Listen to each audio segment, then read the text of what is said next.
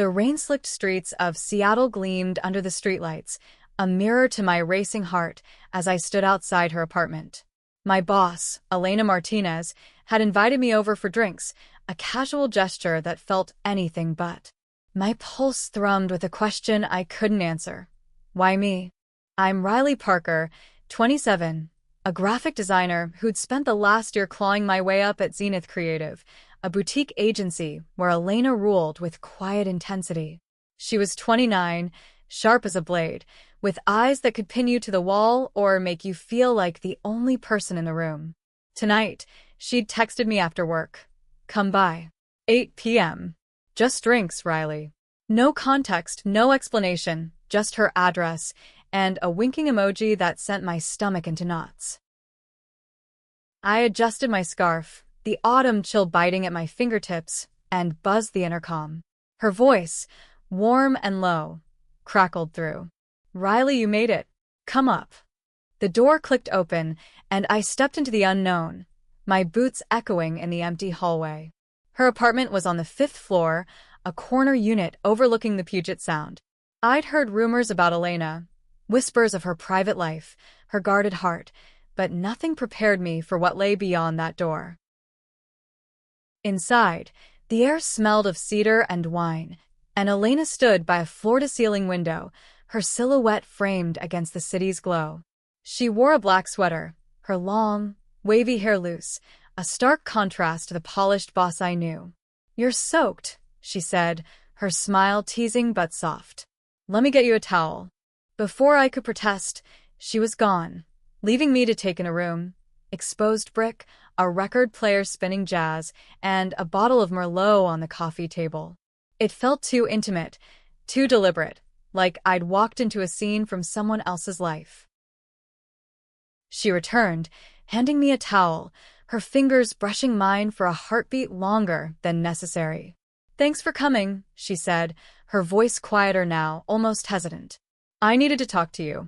Outside of work. My throat tightened. Elena didn't do personal.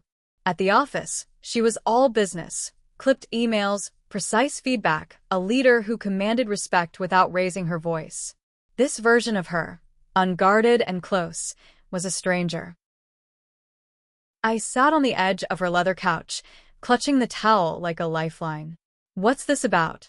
I asked, trying to sound casual, but my voice betrayed me, cracking slightly. She poured 2 glasses of wine, her movements deliberate, and handed me one. Riley, she said, sitting across from me, her knees almost touching mine. You're different. You see things, people, in a way I don't. I've noticed it for months. Her words hung in the air, heavy with meaning I couldn't yet grasp. The jazz record spun, filling the silence. I sipped the wine, its warmth spreading through me, and searched her face for clues. Different how? I pressed, my curiosity edging out my nerves. Elena leaned forward, her dark eyes catching the light. You're real, she said simply. No pretense, no games. You don't even know how rare that is. Her words hit me like a wave, stirring something I'd buried deep, a longing I'd never named, not even to myself. I'd always been careful, keeping my personal life locked away. Growing up in a small Oregon town, I'd learned early to hide parts of myself. I wasn't out, not really. A few close friends knew I was into women, but at work, never. Zenith was progressive, sure, but the corporate world had its own unspoken rules, and I wasn't ready to test them. Yet here's Elena, my boss, peeling back my defenses with a single look. Elena, I don't understand, I said, my voice barely above a whisper. Why am I here? She set her glass down, her fingers lingering on the stem. Because I'm tired of pretending, she said. And I think you are too. The room seemed to shrink, the space between us electric. I wanted to ask what she meant, to demand clarity, but my heart was pounding too loud, drowning out reason. She stood, crossing to the window, her back to me. I've spent years building walls, she said, her voice thick with emotion. This job, this life, it demands perfection. But tonight, I wanted to be honest. With you. She turned, her eyes searching mine, and I saw something raw, something that mirrored the ache I'd carried for years. Riley, have you ever felt like you're hiding who you are, even from yourself? Her question cut through me, sharp and precise. I thought of the nights I'd spent alone, scrolling through dating apps I never used, afraid to want what I wanted. I thought of the way I'd watched Elena in meetings, her confidence, her quiet power, and the way my chest tightened when she smiled at me. Yeah, I admitted, my voice shaking. All the time. She stepped closer, close enough that I could smell her perfume, something floral, understated. Then let's stop, she said softly. Just for tonight. No masks, no roles. Just us. My breath caught, the weight of her words settling over me. I didn't know what she was offering, not exactly, but I knew I couldn't walk away. Not now. The rain tapped against the window, a steady rhythm that matched my heartbeat. I stood, closing the distance between us, my hands trembling. Elena, I said, testing her name, letting it feel real. What happens next? She smiled, a small, fragile thing, and reached for my hand. We figure it out, she said. Together. The air between us crackled, her hand warm in mine, anchoring me to the moment. I'd never felt so exposed, yet so alive, standing in Elena's apartment with the city humming below. Her words, we figure it out, together, hung like a promise, fragile but heavy with possibility. I pulled my hand back, not because I wanted to, but because I needed to think, to breathe. Elena, this is a lot, I said, my voice unsteady. You're my boss. This could... I stopped, the weight of workplace rules crashing in. Zenith had no strict policy against relationships, but the power dynamic? The gossip? I could already hear the whispers in the break room. I know, she said, her voice steady but laced with vulnerability. I've thought about it. Over and over. Why do you think I waited so long to ask you here? She stepped back, giving me space, her eyes never leaving mine. Riley, I'm not asking you to risk everything. I'm just asking you to stay. To talk. I nodded, sinking back onto the couch, my mind a tangle of fear and want. Okay, I said finally. Let's talk. She sat beside me, closer this time, her knee brushing mine. The jazz record had ended, leaving only the sound of rain and our breathing. Tell me about you, she said, her tone soft but curious. Not Riley the designer. Riley the person. I laughed, a nervous sound. That's a big question. I took a sip of wine, buying time. I'm kind of a mess, honestly. Grew up in a small town, parents who didn't get me, moved to Seattle to start over. I love art, old vinyl records, and bad sci-fi movies. I paused, glancing at her. What about you? Who's Elena, when she's not running Zenith? Her smile was wistful. Elena's someone who's been running for a long time, she said. I grew up in Miami, big Cuban family, lots of love but lots of expectations. I came out at 19, and it didn't go well. So I left, built this life, this career, to prove I was enough. She looked down, her fingers tracing the edge of her glass.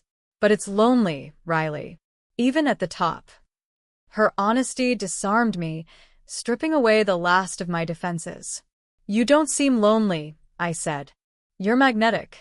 Everyone at work looks up to you. She shook her head, a bitter laugh escaping. That's the mask. You're the only one who's ever looked past it. I swallowed hard, her words sinking deep. I'd noticed her, of course. The way she carried herself, the way her laugh lit up a room. But I'd never thought she'd notice me. Not like this. Elena, I've never really done this. Been open. Not at work, not anywhere. She reached out, her hand hovering near mine, not quite touching. Me neither, she said. Not in years.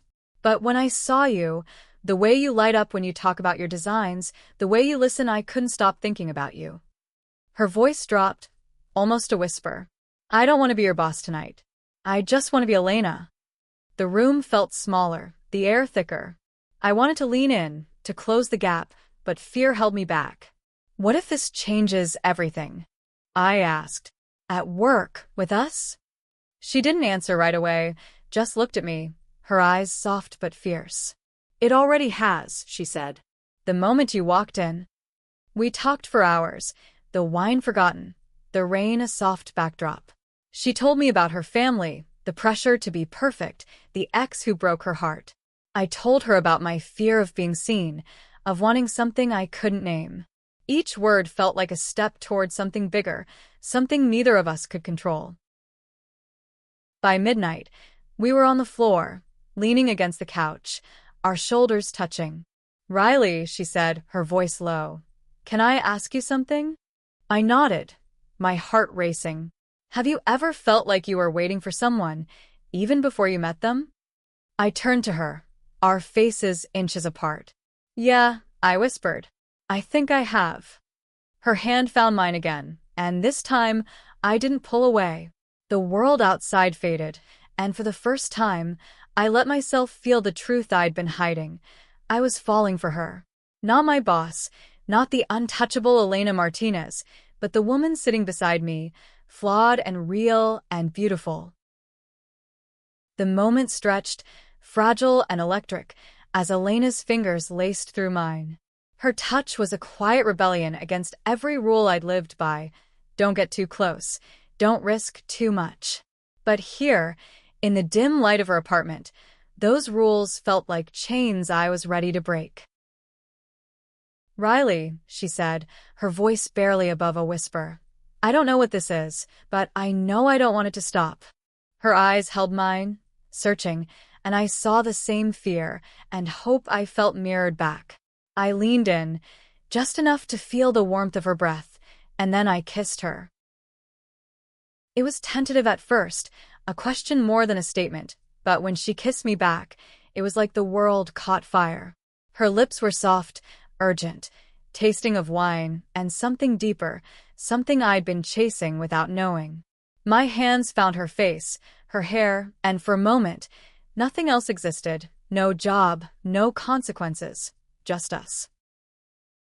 When we pulled apart, breathless, she laughed softly, her forehead resting against mine. I wasn't sure you'd do that, she said, her voice shaky but warm. I wasn't sure I would either. I admitted, my heart pounding. We stayed there, tangled in each other, the rain outside a distant hum. But reality crept back in, cold and sharp. Elena, I said, pulling back slightly. What happens Monday? At work. Her smile faded, and she sat up, running a hand through her hair. I don't know, she said honestly. I've been asking myself that since I texted you. But I know I can't go back to pretending I don't feel this. I nodded, my mind racing. Zenith was a small agency, 30 people tops, and gossip spread like wildfire. If anyone found out, it wouldn't just be about us. It would be about power dynamics, favoritism, all the things I'd worked so hard to avoid. People will talk, I said. They'll think I'm trying to climb the ladder or that you're. I know, she cut in, her voice firm. I've seen it before. But I'm not going to let fear stop me. Not this time. She took my hand, her grip steady. We can be careful. Keep it between us, at least for now. But I'm not letting you go, Riley. Her words sent a shiver through me, equal parts thrill and terror. Okay, I said, my voice barely audible. But we need rules. No special treatment at work. No risks. She nodded, a spark of relief in her eyes. Deal. Just us, outside these walls. The rest of the night blurred into quiet moments, her showing me old photos from Miami, me telling her about the time I tried to dye my hair blue in high school. We laughed, we touched, we let ourselves be real. But as I left her apartment at 2 a.m., the weight of what we'd started settled over me. This wasn't just a fling. It was a choice, one that could unravel everything. Monday morning came too fast. I walked into Zenith, my stomach in knots, and saw Elena in a meeting room, her usual polished self, giving feedback on a campaign. She didn't look at me, not directly, but when our eyes met across the room, there was a flicker, a secret shared. I buried myself in work, designing mock-ups, avoiding the break room chatter. But by noon, I overheard two coworkers whispering about Elena's mystery weekend plans, and my heart sank. Had someone seen me? I texted her during lunch, my fingers trembling. We need to talk. Tonight. Her reply was instant, my place. 7 p.m. The rest of the day dragged, every glance from a colleague feeling like a spotlight. When I got to her apartment, she was waiting, her face tense. "What's wrong?" she asked, closing the door behind me. "People are talking," I said, pacing. "Not about us, not yet, but they're curious. About you." She sighed, rubbing her temples. "They're always curious. I'm the boss, Riley. Every move I make gets dissected." She stepped closer, her voice softening. But I meant what I said. I'm not letting go. I wanted to believe her, to lose myself in the pull of her, but doubt gnawed at me. "What if we can't keep this quiet?" I asked. "What if it costs us everything?" She didn't answer right away, just pulled me into her arms, her embrace fierce and steady. "Then we face it," she said. Together. Elena's arms around me felt like a shield, but the world outside her apartment was a minefield. We stood there, holding each other, as the reality of our choices loomed larger. I wanted to stay in this bubble, where it was just us, but the clock was ticking, work, whispers, and consequences were waiting. We sat on her couch, the same one where we'd unraveled our truths 2 nights ago. "Riley," she said, her voice steady, "we need a plan. Not just for us, but for work. For Zenith." I nodded, grateful for her pragmatism. "No meetings alone," I suggested. "No late nights in your office. Nothing that could look suspicious." She agreed, her jaw tight. "And we keep it professional. No slip-ups." But keeping it professional was harder than I'd thought. The next day at Zenith, I caught myself staring at her during a team briefing, her voice pulling me in like a current. She was presenting a new client pitch, her confidence magnetic, and I had to force myself to focus on my notes. When she called on me to share my design concepts, her tone was neutral, but her eyes lingered a fraction too long. My cheeks burned, and I prayed no one noticed. They noticed. By midweek, the whispers grew louder. "Elena's been different lately," I overheard in the break room. More distracted. My coworker Jake, a nosy account manager, leaned in, smirking. "Bet she's got a secret. Maybe a hot date." I forced a laugh, my heart racing, and excused myself. The paranoia was suffocating, but I couldn't tell if it was real or just my fear. That night, I went to Elena's again, slipping in after dark like a thief. "They're talking," I said, dropping my bag by the door. "Not about us, but it's close." She poured us coffee, her movements tense. "I heard it too," she admitted. "Jake's been fishing, asking questions about my weekend." I shut him down, but she trailed off, her eyes dark with worry. "We can't keep sneaking around forever," I said, my voice breaking. "It's exhausting." She set her mug down, crossing to me. "I know," she said, her hands on my shoulders. "But I'm not ashamed of this." "Of us. Are you?" Her question hit hard, forcing me to face the truth. "No," I said, my voice firm. "But I'm scared. I've never been this open before." She pulled me close, her lips brushing my forehead. "Me neither," she whispered. "But you make me want to be." We kissed, slower this time, like we were memorizing each other. But the fear lingered, a shadow we couldn't outrun. The next day, disaster struck. I was in the design studio, tweaking a logo, when Jake cornered me. "So, Riley," he said, his tone too casual, "saw you leaving Elena's neighborhood last night." "Late night, huh?" My stomach dropped. "Just visiting a friend," I lied, my voice flat. He raised an eyebrow, unconvinced. "Sure. Just be careful. People talk." I texted Elena immediately. "Jake knows something." We need to be more careful. Her reply was curt. Meet me after work. My car. At 6 p.m., I slid into her passenger seat, the air thick with tension. What did he say? She asked, her hands gripping the wheel. I told her, my voice shaking. She cursed under her breath. He's a gossip, but he's not stupid. If he's sniffing around, others will too. What do we do? I asked, desperation creeping in. She turned to me, her eyes fierce. We stick to the plan. Keep it quiet, keep it professional. But Riley, if this comes out, I'm not denying you. I'm not hiding who I am anymore. Her words were a lifeline, but they also terrified me.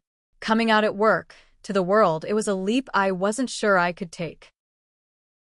That night, we made a pact. No more visits to her place, no texts during work hours, no risks. But as I lay in bed, staring at the ceiling, I couldn't shake the feeling that we were fighting a losing battle. Love was supposed to be freeing, but ours felt like a secret too heavy to carry. The weight of our secret pressed harder each day, like a stone in my chest. Elena and I stuck to our rules, no glances, no late-night texts, no moments that could betray us. But every time I saw her at Zenith, leading a meeting or reviewing my work, my heart ached with the effort of pretending. By Friday, the tension was unbearable. I was in the design studio, finalizing a campaign, when Elena called me into her office. Close the door, she said, her voice calm but firm. My pulse spiked, but I obeyed, sitting across from her. Riley, we need to talk about the Miller account, she said, her tone professional, but her eyes said something else, something urgent. I nodded, playing along, but as soon as I opened my tablet, she slid a note across her desk. I miss you.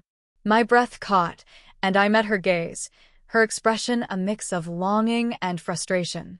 I know we said no risks, she whispered, but this is killing me. I wanted to reach for her, to erase the distance, but the glass walls of her office reminded me we weren't alone. I miss you too, I whispered back, crumpling the note in my hand. But Jake's watching. Everyone's watching. She nodded, her jaw tight. I know, but I'm done hiding. I want to be with you, Riley. For real. Her words were a spark, igniting hope and fear in equal measure. What are you saying? I asked, my voice barely audible. I'm saying we tell HR, she said. Disclose the relationship. It's the only way to stop sneaking around. My stomach twisted. Disclosing meant paperwork, scrutiny, judgment. It meant coming out not just to HR but to the world. Elena, I'm not ready, I admitted, my voice shaking. I want this, us, but I'm scared. She reached across the desk, her hand stopping short of mine. I know, she said softly.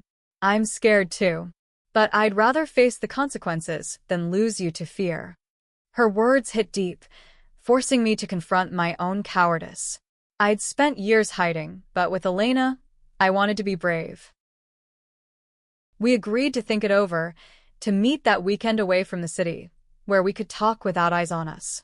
Saturday morning, we drove to a cabin in the Cascades, a quiet retreat surrounded by pines and mist.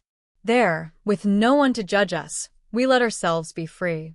We cooked breakfast, laughed over burnt toast, and kissed by the fireplace, the world fading away.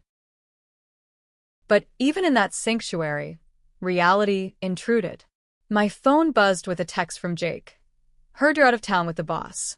Careful, Riley. My blood ran cold. He knows, I said, showing Elena the message. Her face hardened. He's guessing, she said. But we can't keep running. We need to decide, now. We spent the night debating, weighing the risks. Disclosing could mean professional fallout, Elena's reputation, my career, the team's trust. But hiding felt like betraying ourselves. By dawn, we'd made a choice. We'd tell HR Monday morning, no matter the cost. It was terrifying, but it felt right. Back in Seattle, the weekend's courage wavered.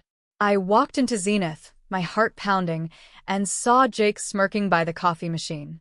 Good trip? He asked, his tone dripping with insinuation. I ignored him, heading to Elena's office. She was waiting, a form already on her desk. Zenith's relationship disclosure policy.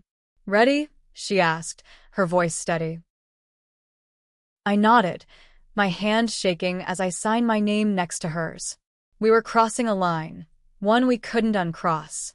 As we walked to HR, her hand brushed mine, a quiet promise. Whatever happened next, we'd face it together. The HR office was sterile, all white walls and corporate neutrality, a stark contrast to the fire in my chest as Elena and I sat across from Linda, Zenith's HR manager. She read our disclosure form, her face unreadable, and I felt like I was waiting for a verdict. This is unusual, Linda said finally, adjusting her glasses. But we'll process it. You'll need to maintain professional boundaries at work. No favoritism, no conflicts of interest. Elena nodded, her voice calm. Understood. We're committed to keeping work separate. I echoed her, my throat tight. But inside, I was reeling. We'd done it, come out, not just as a couple but as people who refused to hide. Linda gave us a curt nod, promising to keep it confidential. But as we left, I knew the news would spread. Nothing stayed secret at Zenith. By noon, the whispers started. I caught glances in the break room, hushed conversations that stopped when I walked by. Jake was the worst, his smirk now a full grin as he joked about my special meetings with Elena. I wanted to scream, to tell him to mind his own business, but I kept my head down, focusing on my designs. Elena, meanwhile, was a rock. She led meetings with her usual precision, her eyes meeting mine only when necessary, but each glance carried a spark of reassurance. After work, we met at a quiet cafe, away from prying eyes. "How are you holding up?" she asked, her hand resting on mine under the table. "It's harder than I thought," I admitted. "The looks, the comments, I feel exposed." She squeezed my hand, her eyes fierce. "I know. But you're not alone in this. We're in it together, Riley." Her words steadied me, but the weight of the day lingered. The next week was a gauntlet. Our disclosure had sparked a mix of reactions. Some colleagues were supportive, others skeptical. One senior designer, Claire, pulled me aside, her tone kind but firm. "Be careful, Riley," she said. "People will question your work now, not just your relationship." Her words stung, but she was right. My latest project, a branding campaign, was scrutinized more than ever, every choice dissected for signs of favoritism. Elena faced her own battles. A board member questioned her leadership, hinting that her personal choices could distract from Zenith's goals. She told me about it that night, her voice tight with anger. "They don't get to judge us," she said, pacing her apartment. "I've given everything to this company." I pulled her into my arms, feeling her tremble. "We'll prove them wrong," I said, together. But proving them wrong meant surviving the scrutiny. We doubled down at work, keeping our distance, communicating only through email or group chats. It was exhausting, pretending we were just colleagues when every fiber of me wanted to be near her. At night, we stole moments, dinners at her place, walks along the waterfront, building a world where we could be us. One evening, as we sat by the Sound, the city lights reflecting on the water, Elena turned to me, her eyes soft. "Riley, I love you," she said, the words simple but seismic. I froze, my heart swelling. "I love you too," I said, my voice breaking. It was the first time we'd said it, and it felt like a vow. But love didn't erase the challenges. The next day, Jake escalated things, spreading a rumor that Elena had fast-tracked my promotion. It wasn't true. I wasn't even up for one, but the damage was done. By Friday, the tension at Zenith was palpable, and I wondered if we'd made a mistake. The rumor Jake spread was a spark in dry grass, igniting distrust at Zenith. By Monday, the office buzzed with sidelong glances and hushed conversations. I felt like a stranger in a place I'd once called home, my every move under a microscope. Elena, too, was fraying, her calm facade cracking under the weight of scrutiny. We met that night at her apartment, the air heavy with exhaustion. "This isn't working," I said, my voice raw. "The rumors, the judgment, it's tearing us apart." Elena's eyes glistened, but her jaw was set. "We knew it wouldn't be easy," she said. "But I'm not giving up. Not on us." She was right, but the cost was steep. My work, once my refuge, felt tainted. Colleagues questioned my designs, implying Elena's influence. She faced worse, whispers that she was unfit to lead, that her personal life was a liability. We were fighting not just for our relationship, but for our place in the world we'd built. Tuesday brought a breaking point. The board called an emergency meeting, and Elena was summoned. She returned hours later, her face pale. "They want me to step down," she said, her voice hollow.